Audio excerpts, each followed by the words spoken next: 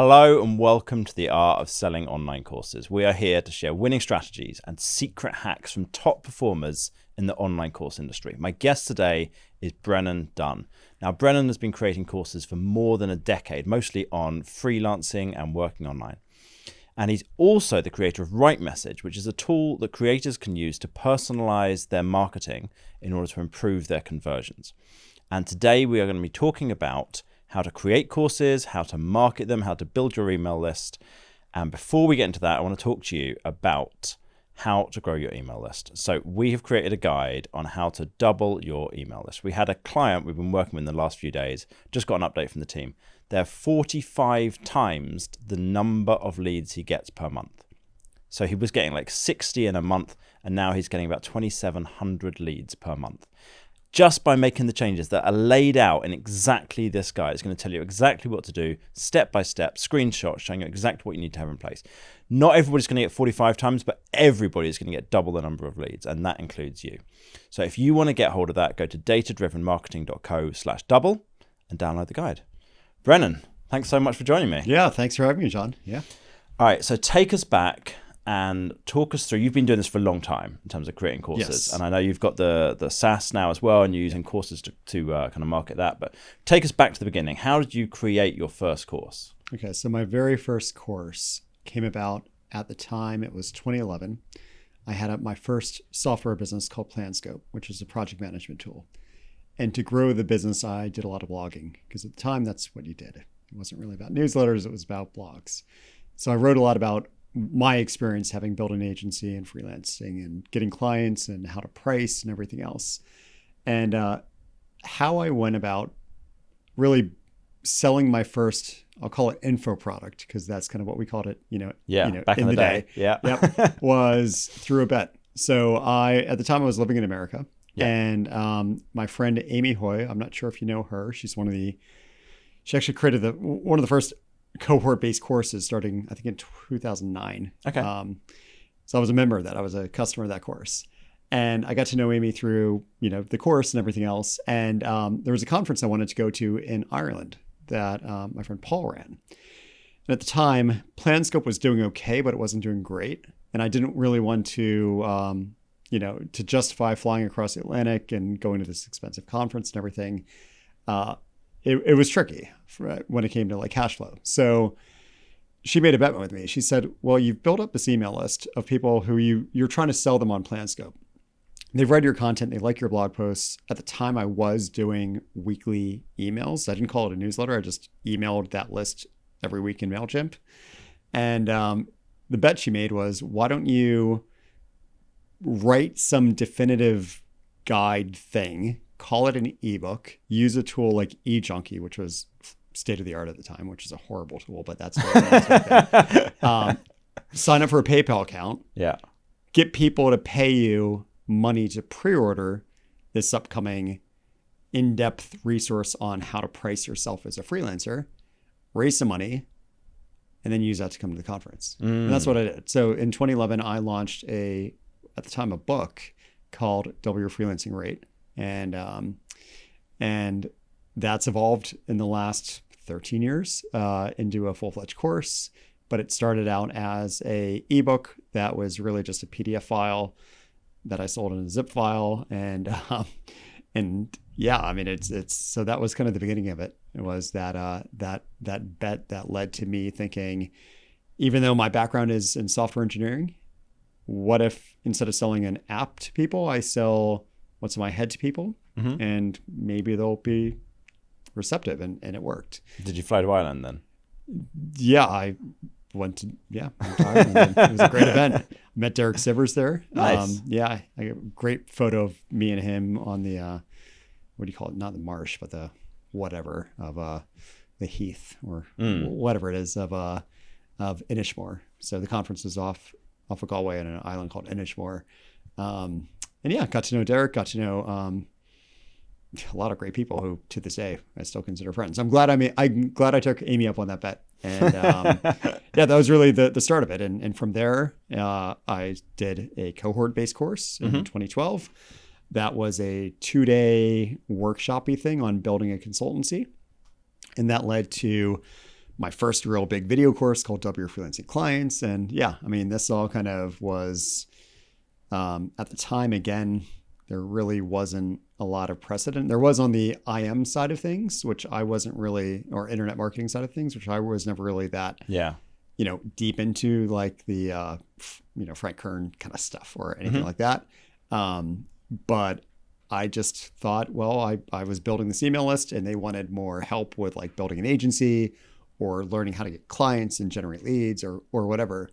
And yeah, I just started thinking, okay, well, I have a history in doing this. I now have the advantage of an audience of people that I could talk to kind of at scale and get their input and then compile it all into a resource. And that's kind of how the brand that is today, W Freelancing, came to be. And W Freelancing was an extraction out of my first product, which is W Freelancing Rate. I thought, well, maybe I'll have W Freelancing X, W Freelancing Rate, W Freelancing Clients, W Freelancing whatever. And that's how that brand came to be. And nice. I actually ended up selling the software company that was the original thing that developed that first product, right? So I had PlanScope, which was my tool that I was hoping I'd build an email list and sell them on the tool. But they kept buying the info, the training I was building. And eventually I got to this point where that was making a lot more money than the software company. So I actually found a broker and sold off the software company, except for the blog and except for the audience.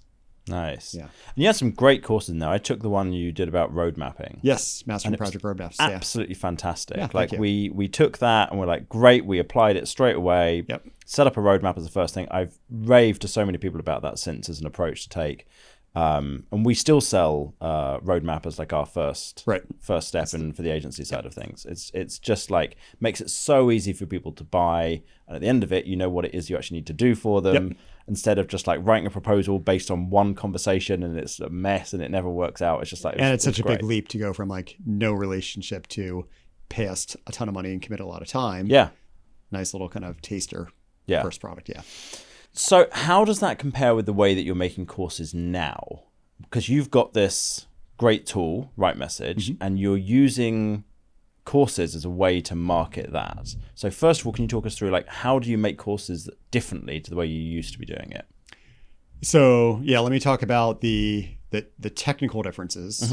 Talk about that along with the business differences, if we want to call it that. Okay. So in terms of technicals, I mean, as I started making more money with the courses, and also as the landscape has improved, remember my earlier products were largely text-based.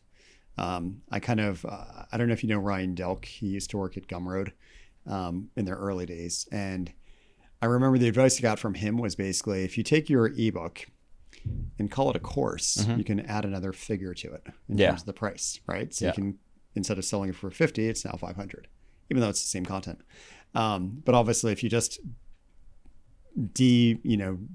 deconstruct a PDF file and then put it on a courseware platform, it's not, it's still ultimately a deconstructed book. So a lot of what I ended up doing was kind of the traditional talking head style video, where it's really just me either reading off a script that's on a teleprompter, or instead, the way I prefer it now, which is thinking through, okay, I want to cover, XYZ or XYZ. And I'm trying to be British here. I've lived here 4 years. I'm attempting it. Yeah. So where I try to just remember what I'm going to say and then do it. And that's kind of how I prefer it, because I've always found with me, I've never been able to make teleprompters work naturally for me. Okay. Right. So if I'm reading off a script, it's going to sound like me reading off a script. Downside is I tend to ramble. So like I've had to really get good at the whole, I want to, in the next minute, I'm going to cover this one thing. And I'm not going to deviate. What actually got me to do that well was, this must have been, it was back in 2015. I was creating a course called W Freelancing Clients. And one of my customers knew I was doing it, right? So at the time, he knew I was wanting to create a video course, because I told my list, I'm going to be creating a video course on getting clients. And I was talking to local people who could offer filming and editing, right? And they were all full-time employees saying, yeah, I can just do this on the side. It'll cost you, $20 an hour or whatever for it. And then this guy, David, who was on my list, emailed me saying, I know you're talking probably to people who will talk about filming it and talk about editing it. I can do that stuff, but I can also direct it for you. I can come in, I'll be behind the camera. And if you're going on a tangent, I'll stop you. If you're, confusing, if what you're saying is confusing, I will stop you and I'll say, this doesn't make sense. Let's, redo it and rethink it. And he basically made the argument of, I could just get somebody just to do the raw recording and do the editing work, which is frankly commoditized, right? Or he would come in and kind of direct the whole thing.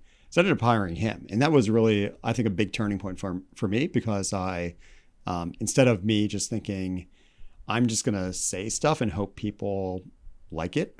Instead, he was very much like, he's the proverbial student helping me, do this right. So that was a big inflection point back in 2015 for me. But the way it's kind of evolved since then is a lot of what I do nowadays is I teach everything live a bunch of times first. So if I'm going to do a new, I just did a course on segmentation. Instead of just thinking, I know what people need and I'm going to go into my cave and like record it, right? Because I do practically work in a cave. Just dark room with like dark blue walls, and it's a bit of a corridor. Instead, what I like to do now is just do it again and again a few times. So like I've done the workshop version of what's now a video course a bunch of times. I've done it a lot individually with my consulting agency, like for clients, like explaining it again and again to our clients and telling them about, the benefits of segmentation and kind of hearing their potential objections and so on and so forth. I found for me that to be kind of the ultimate way to produce a good course is doing that right? So like with the new course I did, it was really just, I could have taught it in my sleep, I like to think, because I've said the same thing so many times, and I hate saying it, but the people who got that first version of the workshop got a much worse product than the people who got the last live workshop I did.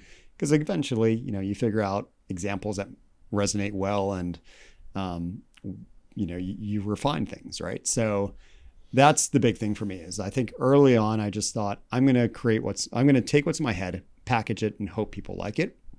Whereas now it's more, I'm going to do the thing as a dialogue a bunch of times and then turn it into a monologue, a video course, when and only when I know what needs to be stated and what needs to be taught. I love that approach. That's the approach that we've taken with the courses that we're selling as well, because I'm like, how do I know for definite what it is that's actually going to be the place where someone gets stuck, or where they get confused, or what they're not going to understand properly? I know the stuff, but I know it from the point of view of unconscious competence. Yes. And it's very hard to then translate that into something for somebody else who has unconscious incompetence. And so you've got to help them understand sometimes, oh, I didn't even realize that you didn't know that. Oh, wow. Okay. Right. We've got to help you from that stage up to the next stage of like understanding what it is you don't know, and then trying to explain it clearly. And then you've got to learn, right, how do I explain that? Sometimes visually, sometimes logically, sometimes, auditory manner. Like, what am I doing to kind of reach different learners? And we've got a great lady that we work with, Mariana Pena, who helps us to like package up how do you actually take everything that you know and package it up into the right kind of structure. Okay, interesting. So that you've then got a series of 5-minute, record this video, create this resource, give this information. Kind of like an instructional designer type. Yes, yeah, that's exactly right. Yeah. So she's worked with a bunch of our clients. We work with her. But I do absolutely love starting out with teach it live. And the other thing you can do when you teach it live is you can charge way more for that. Yeah. Well, they get paid a bunch of money. Better product too, because they can ask, they can talk back to you and ask you questions. Whereas with a video course, you can't ask it questions. Yeah. I mean, maybe there's a community, but yeah, I mean, I think that's the thing. Like I always charge, we charge a premium for, if you think of it on a spectrum, one-to-one consulting is super expensive, but that's the ultimate form of, you've got expertise, you've got a problem, you discuss how to apply expertise to your specific problem. And then as you get into more of a group setting, it becomes more of a shared curriculum kind of thing, right? And yeah, but you still have the benefit of being able to say, raise the hand and say, I'm confused about this. Can you go deeper? And that's what I want, because I look at that as bug reports for my teaching, right? Like if somebody's saying that, that's what it is. It's a bug report, right? So then I try to make sure that the next time I do it, that question doesn't come up. And then, and like we've been saying, that's a more premium thing for the student, because they're there in person, it's live, it's synchronous. And then finally, you have the cheapest option, which is the consume at your own pace kind of thing, right? And yeah, I think that's the way to do it, because I know for me, being a introverted developer type, I always prefer, I like the idea of just saying, put me behind the curtain, like man behind the curtain, and let me just do my thing and build something and hope people love it and hope people pay for it. And I only want to hear from them if they can't log in or they need a refund or something like that, right? Like that's my natural state, but I've had to really fight that in order to make sure that the product being created is the right product. Because I can technically create a course, but it could be the wrong course. And I've done that a lot, especially early on. So once you've created that course and it's the right course and it teaches the right stuff, how do you go about marketing it? You said you started out with an email list with the first group because you've been blogging. So what's the steps that you've been going through to market your courses? So my preferred way of doing this is I don't get too fancy too early. So pretty much starting with the first thing I did up until today, it all begins with kind of higher touch sales, if that makes sense, right? So like I'll mention in a newsletter or something like, oh, I'm working on a new product that's all about how to segment your email list, right? It's still in the early days. I'm not quite sure what I want to make, teach in it and so on and so forth. And that's kind of how I would sell the workshops. So I get people to basically, I close that call to action with like, if you want to hear a bit more, I've got a rough Google Doc. I'm happy to share it with you. And then people would reply, and that these are the warm leads or the hotter lead. I don't know the marketing term, but like people who have interest, right? Like they've replied to that email. Yeah. And then I'll kind of go back and forth with them over email threads and just, talk about the thing. And that's how I did a few workshops for the segmentation course that were live, and I sold them all basically with like a Stripe purchase link that I'd give them after talking enough with them back and forth over email. What kind of price point were you doing that at? I sold that for $600. $600, okay, got it. Yeah, it was just a one-day thing, right, at a co-working space type thing. In person? Yeah. Oh, okay. So there were enough people that were close to you that were... Yeah, I did that twice. Interesting, okay. Yeah. But then I've done the online equivalent too. So the in-person thing is going to sound weird, but we were going to America to visit my family, and I wanted a way to justify the whole thing as a business trip. So it's like coming to Ireland. Now you're going back again. Yeah, okay. Exactly. Yeah. So so I went there for work, even though I happened to see my family too. Okay. Gotcha. But yeah, generally speaking, a lot of the ones I've done before have always been virtual. So whether it be with Google Hangouts back in the day or these days with Zoom. Yeah, where it's basically just a small group type thing. Nice. So you're starting out with just you're emailing to your list and you're saying, if you're interested to find out about this thing that I'm developing, raise your hand. Let me know. Yep. And I'll send you a Google Doc, and then you kind of go back and forth by email, and then some people sign up for the $600, send them a Stripe link, gets you started. I mean, these tend to be like the Uber customers, right? Yeah. The people who are, generally speaking, they're existing customers, and yeah, so that's usually where it would start. But even with the launch itself, like when I have the sales page ready and everything else, I tend to always start with building up an interest list. So, you build up that interest list, you promote it. I started promoting my segmentation. The course is called Segment with Surveys. I started promoting it, I think 4 or 5 months in advance of it actually being ready. Yeah. And then when people got on the list, I would keep the interest list warm. So I think a big mistake a lot of people make is they do some sort of like landing page to build up a list for a product. and then it's radio silence until the product's ready. And they're like, oh, that thing, it's ready. And I think a lot of people are just like, wait, what was thing? It again? It's like they're scratching their heads trying to remember what it was. So I think and this is something I've done. This is something I recently worked with Justin Welsh on for his course launch. And I really like the idea of like a behind the scenes kind of thing where you build up an interest list while the course is under active development, instead of waiting till the end. And you are always kind of doing the whole building the open thing with that list. You're sharing, oh, this week I recorded this stuff. And then even things like asking questions about pricing and packaging and just saying, this is what I'm thinking. Like I'm thinking 3 tiers, this is the price, these are the price points. And just getting people to, either share that they think it sucks or, give positive feedback. It's just a great way, I think, to get people who are first off interested because they join the interest list, but also to get these kind of feedback loops where you can really find out in real time, like, is the offer that I'm developing the thing these people want to hear? Yeah. Is the pricing in line with what they expect for the value that I'm positioning and stuff?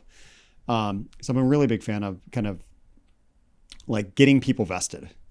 My goal when doing that is really, frankly, to sell without selling. I want people to make it so when it is ready to go, they don't even care about the sales page. They don't care about the sales emails. At that point, they're already bought into it. That's the goal. Do you know the book Oversubscribed, Daniel Priestley? So there's so he does a lot of stuff in marketing, and he wrote this book in order to try and explain to people the huge value of getting there to be more people interested in your thing than there is availability for the thing. Okay, right.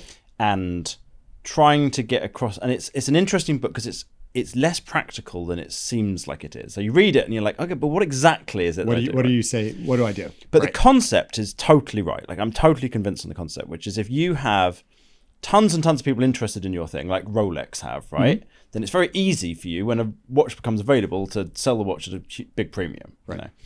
And so, but there was one thing in the book that I was like, that is extremely practical. And he said, well, if you're running an event, don't wait till the event's about to tickets are going to go on sale to sell the tickets. Right. Tell everybody this is coming up. This is going to be a thing, and get everybody into a group where they can all see that everybody else is in there. So we did it with WhatsApp. So I run a conference. Okay. And so we invited people into this WhatsApp group and said, in here, we're going to tell you when the tickets are going to be available. And then did a lot of the stuff that you're talking about. So when we would go to try out different venues, we'd take photos of the venue so people could see this is where we're looking at maybe this one. Oh, we're trying out the food. This has been really nice. We've chosen this because that's the tastiest food for this.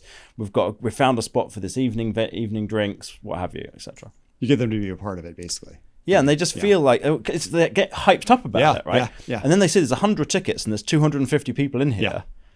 And it's like by the time the tickets go on sale, people are like, I think the big thing is you're making it their event. Yes. Right? I mean, and that's what I want people to think is that this is their course. It is a response to what they've shared with me, right?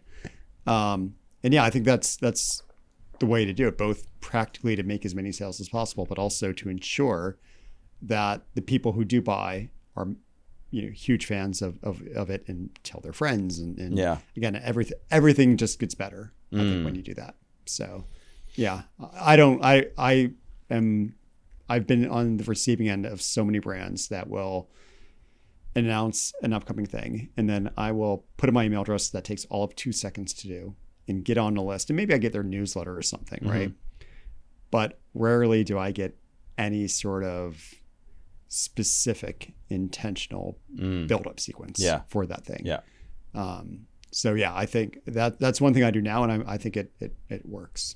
I think it sounds great. I absolutely love that. I think that's so simple and straightforward because people know when they're making another course. It's like a private newsletter, right? I mean, it's just basically like if you're interested in this newsletter. topic, then sign up, and we're going to tell you all about the fact that this thing is getting built and get their feedback and improve it. Yeah, exactly. Yeah, that's absolutely fantastic. I love that. Okay. So you do that. So when we're on the topic of marketing your course, so you do that, and then what? In terms of the actual launch itself. So one thing I didn't mention yet that I do is when people do join the interest list.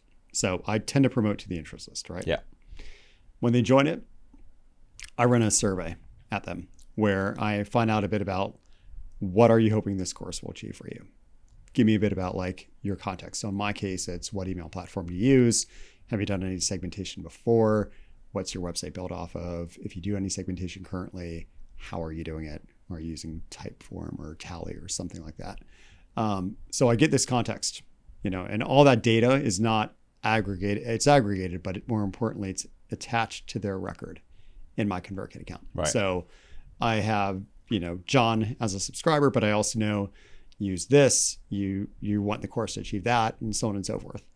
So what I do is when I go to launch, I don't just send the same launch emails to everyone. I mean, I'm very big on personalization. And so what I try to do is I try to think, okay, use ConvertKit. You have some experience with segmentation, and the experience you have is with Typeform, and your goal is you're not sure if the questions that you're currently asking are the right ones, right? So I have that profile about you. That's this persona I've developed about you.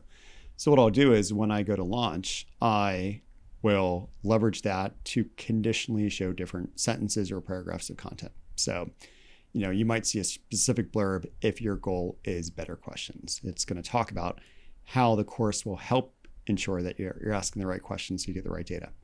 Whereas if you're thinking more of a, well, I've already got segmentation stuff in place, but I'm trying to figure out what to do with the data I have, your goal is going to be different. Same product helps both of you, but how it's conveyed changes. So I do that both in the email sequence along with the sales page. So the emails you get, there will be dozens, frankly, of variations possible, depending on what your goals are and who you are and everything else. And then when you click through to the sales page, because the email tends to lead people to a long form sales page with a buy button, that context is carried over. So things like the headline will change, and subheadlines will change, and kind of the benefits associated with the offer will change too. And that's something I spend a good amount of time on. It does add more time to the kind of launch process, but like to go back to who I mentioned a second ago, Justin Welsh, he did that with his recent launch, and he did a controlled A/B test because he's like, this sounds okay, but is it actually going to be worthwhile? Mm-hmm. Right? Like what impact will it have? For him, it added about $650,000 in new revenue to his launch, which was about a 38% increase in sales. So for him, being able to say, you're a coach, you already have a business. Here's how the Creator MBA will help you. Here's my experience as a coach. Here's how you're going to love, modules 4, 5, and 6, because they're all about how to scale an existing business. That person would get that communication. Whereas somebody who is a course creator who has not yet started, they're going to get stuff about how Justin empathizes with them as a course creator. The first time he created a course, it was scary as hell. He didn't know what to teach. He didn't know all this stuff. That story was told, and it recommended, you're going to love the sections on how to come up with a killer product idea that will definitely be bought and so on. So that's my big thing when it comes to launching or selling, really, whether it's a launch or just a normal kind of sales sequence. So I think the mistake people make is they take kind of this kind of shotgun approach of like, I'm going to go and scream from the top of the mountain what I've got, right? And hopefully enough people will take action that it's a successful launch, right? And that's tends to be the way people do things. But my background before I got into the course stuff was I had an agency, and I didn't sell agency services with a buy now button. It was me sitting at a table with a potential client, and they're in this industry. I'm going to name drop examples of clients we've had in that industry. They're technical. I'm going to talk more technical with them than maybe a MBA who is non-technical or something like that. So we all do this naturally, I think, depending on who we're speaking with, we adjust what we say to make our offer more compelling, right? So I would rather spend a bit more time making it so I can have more signal, less noise when I do my launches, so that the communication being sent directly applies to the recipient. So, somebody who's already pretty farther along down the road, they don't need, if they see a bunch of social proof from like, oh, Brennan's course helped me, quit my day job and start a new thing. It's like, I'm already full-time on my thing. Like I'm now doubting that this thing can actually help me if it can help someone like that. And where I got this from initially, it sounds crazy, but I mentioned that PlanScope app that I had, the project management tool from way back when. I did like sales calls for that to try to get people to buy it. And I remember once speaking with an agency and all the language on the homepage at the time was like, use this for your freelancing clients. And I had like a little testimonial from like a freelancer or something front and center. And there was actually 2 plans, freelancer and agency. Those are the 2 plans. And the agency I spoke with said, anything that freelancers could use, there's no way it'll work for us, right? Like we're an agency, we're big, we're not, a little freelancer at a cafe who's, doing client work. We've got an office. But me at the time, I was just like, it's the same, it's task management. Like you just have more users than this person. They have one user, you have however many are on your team. But it really struck home, I think, at the time that like they needed to see agency stuff to show that this is the right product for them. Because in an ideal world, we'd all buy bespoke stuff. We'd buy like, the thing made just for us. That's why people hire consultants, because it's like, yeah, I could buy a CRM off the shelf, but I'm going to pay this expensive web development firm to build us the exact CRM or whatever that we need, right? And I think like if you can find a way to just make it so the messaging around your offer is more specific to the individual needs and identities of the person you're speaking with, they're more likely to take action because it's a lower risk offering for them. It's like you get them, I'm speaking agency to the agency, whereas I'm speaking freelancer to the freelancer.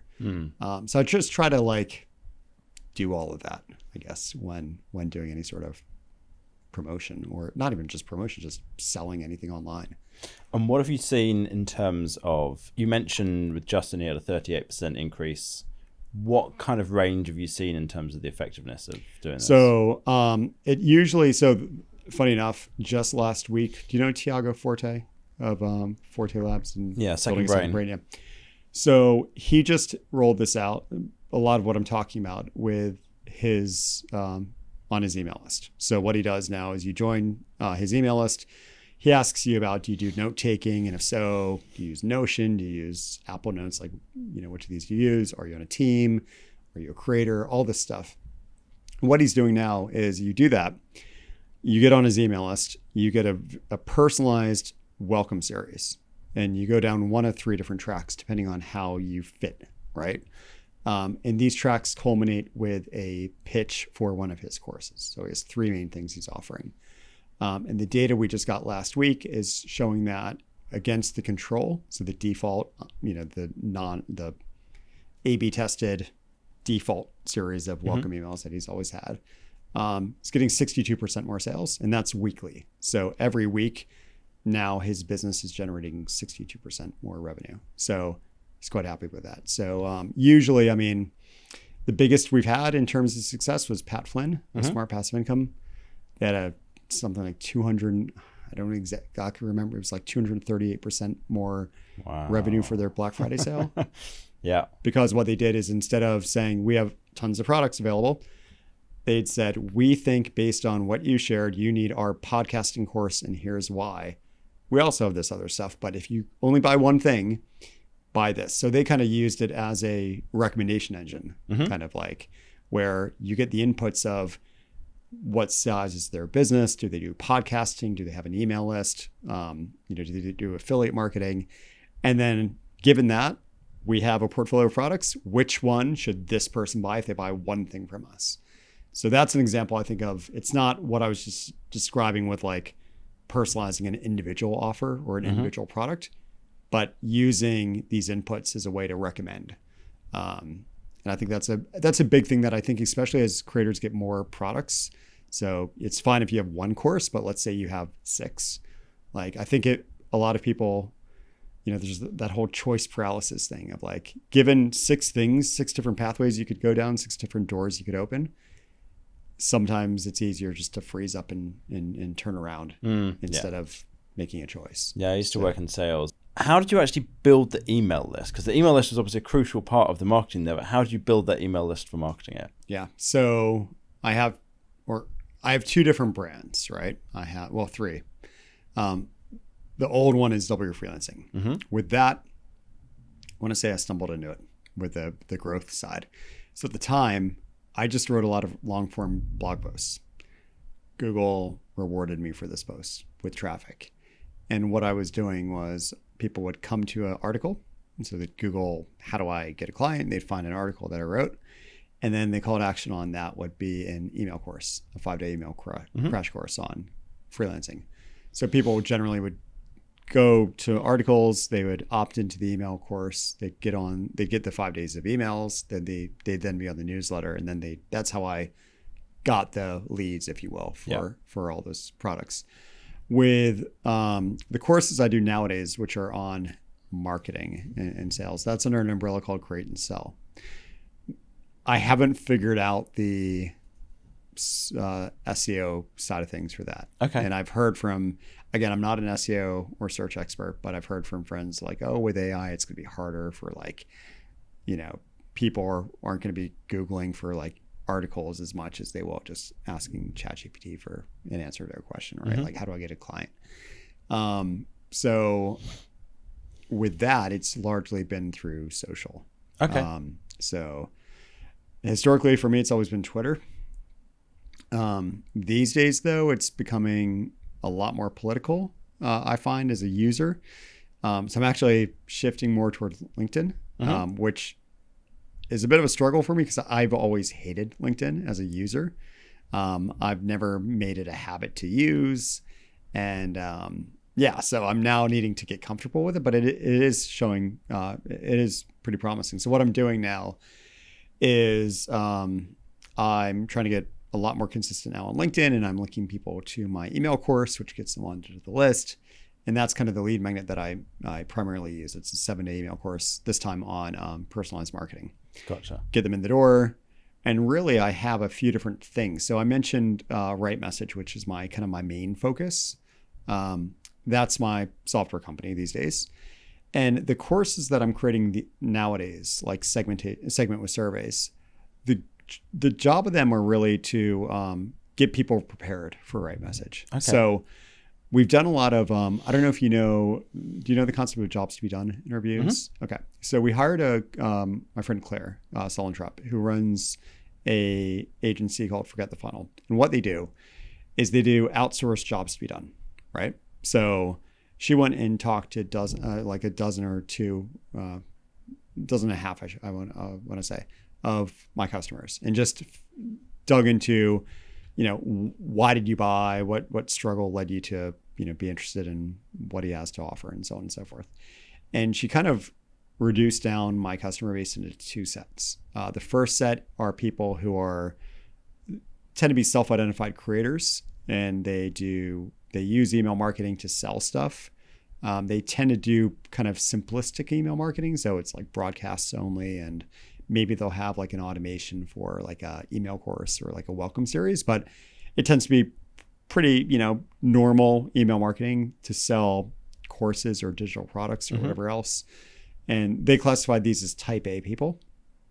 Type A people, they found, they come in, they drink the Kool-Aid, and 6 months down the road, they're like, I am completely bought into what this guy's talking about with personalization. I can see this amplifying my sales. So now I'm going to invest in a course, or I'm going to go straight to Right Message, or they're going to buy a course. And then with the courses, I offer credits for Right Message. So people buy a course, and it's like, oh, part of the course is you get $300 off Right Message. So then they buy, right? Like that's my funnel, if you will. Mm-hmm. But that's a longer game, right? Whereas the type B type of customer that they found are people who have, who know this stuff. They tend to be like professional marketers, and they're just looking for software that accomplishes it. So I kind of look at my courses as being the thing to intercept people who where they are today, which is like they know the power of email marketing. I don't need to convince them of that, but they don't necessarily know that personalization is the thing that should be on their radar. So I'd rather get them now, which is what I do, deliver a ton of stuff about like examples, like I was giving a second ago of like Justin, Tiago, Pat Flynn, people like that, of like before and afters, along with tactics and ways that they can use the tools they already pay for to do this stuff.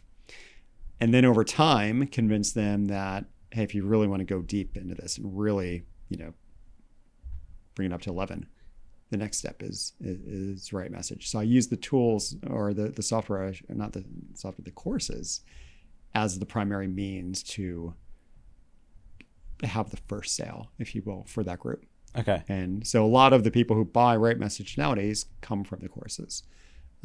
So again, I mentioned, I think before we hit record, I was talking about, I think like at ClickFunnels, that's kind of a way that Russell's done things historically, which is, teach people about funnels and the importance of them, and then say, well, we have a tool called ClickFunnels that can execute on what I've taught you already. And one of the things that Russell Brunson does with that is he uses that in order to be able to run front-end funnels, because it's the problem with SaaS generally is that the amount of money you make from a customer long-term, the customer lifetime value is high. Yes. Because churn rate in software is much, much lower than it is in memberships, for example. But that doesn't necessarily translate into getting enough money up front to be able to afford to run ads into stuff. So he wants to sell courses up front, so he gets some money straight away and then have the customer. And that's exactly how I look at it too. So do you do that? Are you spending money on ads into these funnels, or is this like just kind of justifies you spending the money on the time on LinkedIn or on Twitter or whatever else? So I would say that I don't spend any money on acquisition. Okay. But I'm not saying that because I'm like proud of that. I'm saying it because I suck at ads. I don't know how to do it, and I haven't been smart enough to hire a team that knows what they're doing yet. Okay, so gotcha. If you're listening, maybe talk to me. So at the minute, everything's pretty organic, right? They come from social, they come small number from search, but mostly social, or I've done stuff like with Sparkloop and other platforms to like do these like lead sharing things, right? Where like Creator Network or whatever else, where you can kind of like, other people, they get people on their list and they end up on my list. I can then talk to them about the stuff. Yeah. So, I mean, to be honest, when it comes to it's nice knowing that when somebody, like, I find it's easier to sell a course to somebody than it is a subscription to a software product, because software requires work. Like with a course, you can kind of sell it aspirationally. I think like you just really need to have a really good message and a really good outcome that you're promising. And because we all know, I mean, for better or worse, course completion rates aren't always that high, right? So it's like with books. I can go to Waterston's and see like a book that sounds really good, and I'm like, I want what that book promises, and I buy it, but it sits on the bookshelf. Like I don't necessarily read it, right? And I hate saying that, but that's the reality of things, right? Like I know a lot of people who buy from me, they buy aspirationally, but actually executing on what I teach and doing the work, that's the hard part. Right? The easy part is buying it. Yeah, that's why it costs so much more to have the group coaching program. Yeah. Where there's somebody holding you to account, there's someone making sure you do the thing. Like personally, I'll tend to, like, not every course that I buy, I go through, do everything from it. But a lot of it, I'm like, I buy it, I go through it, I do the thing, and I'm like, oh my God, this is the most incredible value. Yeah. Like, this is insane. Like, I've just paid $500 to learn about this thing, and then I did the thing, and they made all this money from it. Yeah. But the reason it could be so cheap is because there's nobody holding you to account. There's nobody checking. It's up to you to make there's sure nobody, you actually you have it. to do it. Yeah. And it's the kind of the pro and the con with courses. Like I'm a massive, massive fan of courses as a model, but that is the downside. Is it doesn't give the you leave it up to them. Actually make sure you did it. Now there's things you can do. Like we haven't talked about this, but I do think having some sort of like accountability automatic email sequence that goes out when they buy is a good thing. I don't think a lot of people do that, or more people should do that, but even things like that kind of nudge people back into the courseware and back into like, providing additional context and value and everything is good, because it reminds them of the fact that yeah, I invested in this thing, I should do it. But where I was going with that is that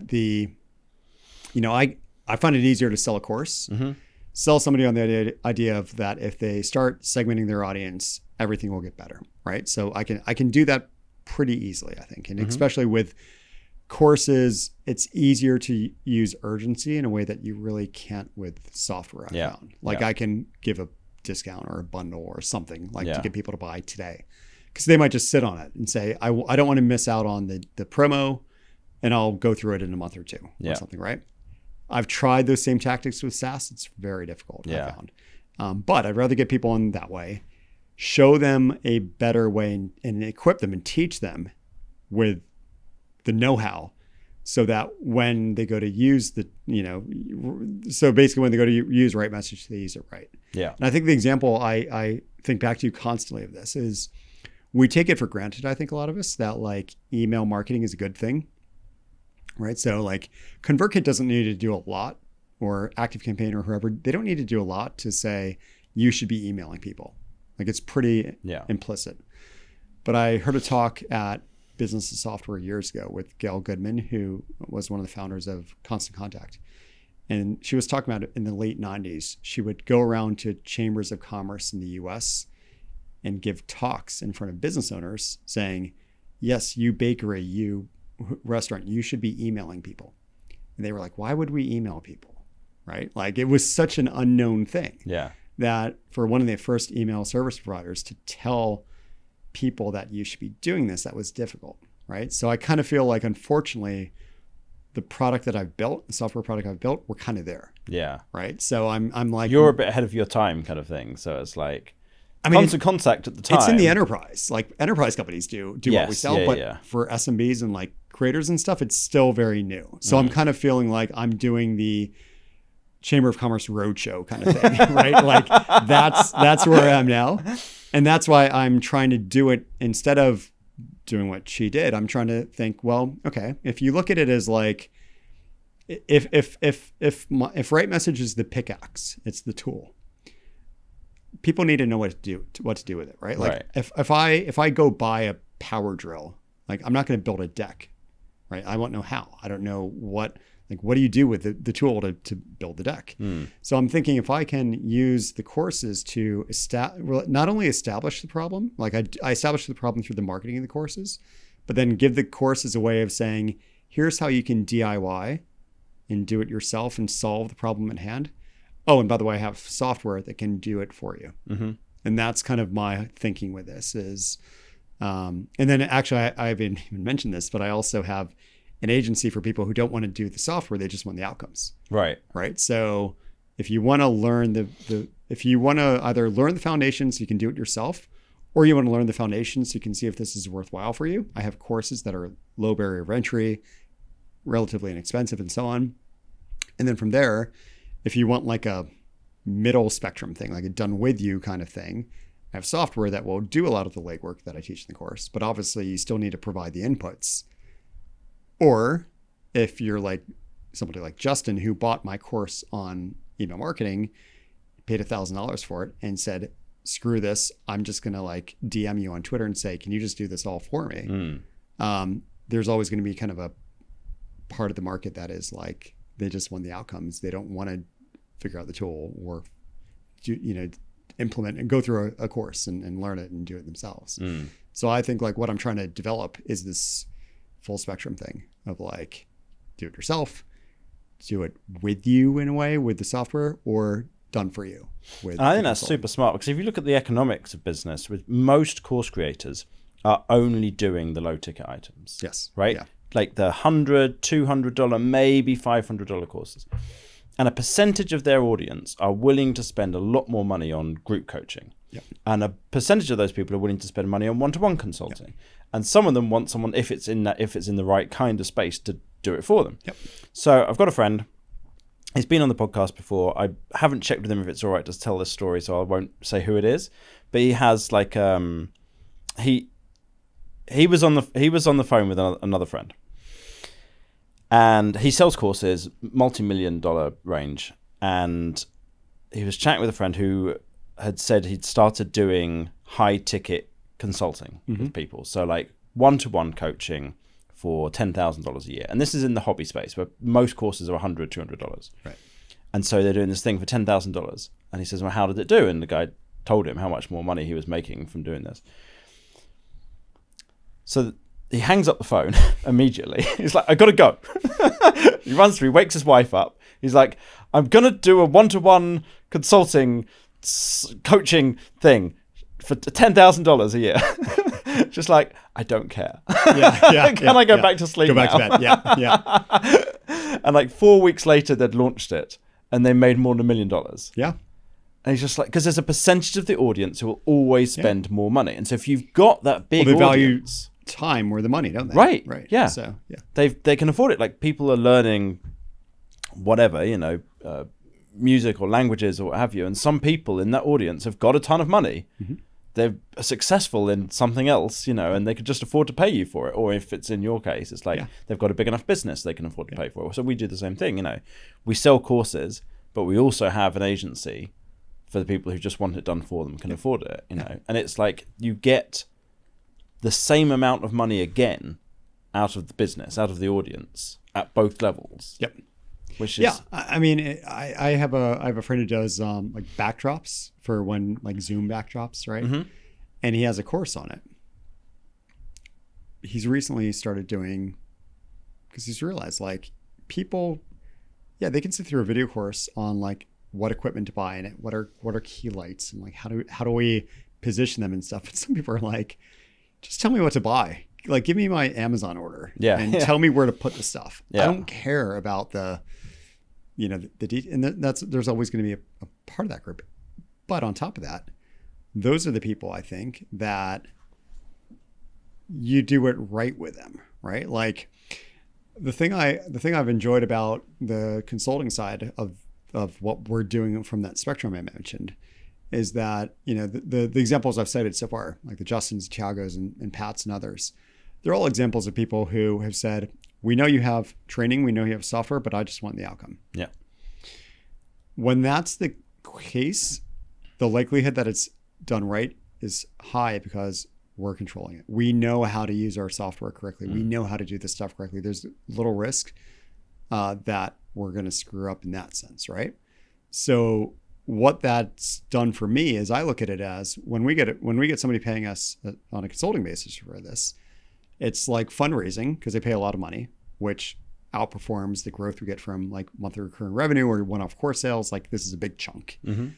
We also get almost a guaranteed case study, right? Because it's going to be done correctly. Like if you're that person who you teach a course on how to do backdrops for Zoom, you might get the odd student who really figures it out and does it great, and then you can use them as a case study, like a before and after. Like look how horrible their Zoom setup was before, and now look at it. But if you do it for them, it's probably going to be great because you, the teacher, applied what you teach to their specific use case, and it's a testimonial. It's social proof, right? Like it's an example of what you teach being done correctly, even though you happen to be doing the work yourself or with your team. I'm a huge advocate of that model. And again, like you've been saying, it's there's always going to be that small percentage who will pay multiples more because they value time over money.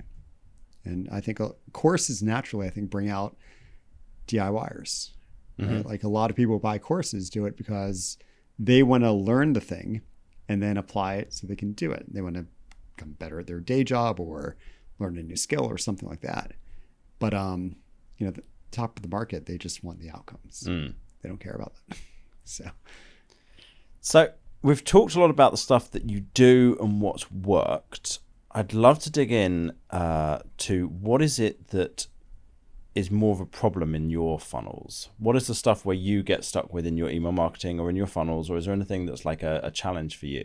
I think the big thing, frankly, is the discoverability growth side of things. Because even though I mentioned the social stuff, I'm not that good at it. I struggle with, I kind of still use like Twitter the way I did back in 2009. Like I haven't really done the whole like thread thing and like, where it's like you have the hook and then you bring the, like, I just tweet like, oh, I was in Norway recently with my wife and daughter. And it's like, here's a picture of the three of us.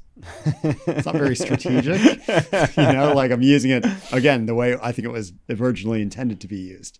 But now obviously it's being used as a way to generate leads. Yeah. So like from my perspective, my big shortcoming is on the growth side. And that's where when I see, these clients I mentioned who I've had the honor of working with, I mean, they're getting hundreds of people a day into their funnels. And I'm like, I get 3 or 4. It's like, it's not nearly as impressive. Have you gone through Lara Acosta's work around LinkedIn? No. She's really, so she came to a course creators dinner that I organized the other day. Yeah. And she's doing absolutely fantastic work with helping people to grow their audience specifically on LinkedIn. All right. Okay. Because that's something that you'd mentioned. Yeah. And my friend Jodie Cook, she hung out with Lara and got consulting from her on like how to do it, and then has grown in the last 7 months to 20,000 followers on LinkedIn, and is like just totally sold on this. Yeah. Jodie's got this cool tool called CoachFox where you can create an AI version of yourself. So we've created, you can kind of upload what you've taught or something. Yeah, exactly. Nice. And so we've created an AI version of Josip, who's like my head of delivery. Okay. And so Josip AI people can go and use. But within that, on the back end, it also has this feature where you can create LinkedIn posts, which is based on what Lara teaches. It's the model. So it's the right hook, the right part of teaching, different structures to it. There's one that's success stories, one that is teaching, and there's a third one as well. I forget what it was. And then there's what Jodie calls, I don't know if this is Lara's term, but Jodie calls the zinger at the end. And then there's the engagement part to get people to respond in the comments. And so there's a whole like process to it. Yeah. But yeah, Lara's doing some really great work about that, so it might be worth kind of checking out. Oh, that's cool. Yeah, I will. I mean, to jump into AI because it's 2024 and we're supposed to. I actually just so with me moving into LinkedIn, I just recently got turned on to Claude, I think. Yeah. And I realized, so I didn't mention this yet, but I had a book come out last year, traditionally published book on personalized marketing. So what I did is I uploaded the entire book to Claude as the project knowledge or whatever they call it. And I'm using that to ideate all of my posts, where I'm like, go through my book, find a really good quote, and then from that develop a hook and so on and so forth, and a little bullet list, kind of short, punchy things. And that's been working pretty well. I mean, it's not perfect, but it's been great because I'm like, I have a 70,000 word thing, which is everything that I've ever said on this subject in one thing. Yeah. Just upload the PDF of it. And then there it is. Like, I mean, I was trying to think like, how do I get it to crawl my, tweets and my articles and my newsletters? And I'm like, just upload the book. Yeah. And it's been working well. Yeah. I'm pleasantly surprised. So yeah. Claude's next on my list for trying out. My friend Rob has been using that. He does massive amounts of content. He runs a, what's it called? Is it The Property Geek, or was that their old name? But it's like one of the top podcasts it's one of the top business podcasts in the UK. Is that Rob Dix? Yeah. Yeah. We're, forgot the name. There's an app called Strong. Yeah. It's like a workout app. Yeah. We're like Strong buddies. Oh, okay. I use Strong as well. Yeah. Okay. You don't need to get on it too, but Rob and I, we see each other's daily workouts. Oh, nice. So, yeah. Okay. Yeah. Rob's great. Yeah. Yeah, so he was raving to me about Claude recently because yeah. he does tons of content, and he's saying how he started using that for his YouTube scripts as well. Yes. Yeah. No, I got it from, from Justin, because I'd used GPT or ChatGPT before, but it does seem good. Yeah. So again, I don't know too much about it outside of what I know so far. Yeah. Beautiful.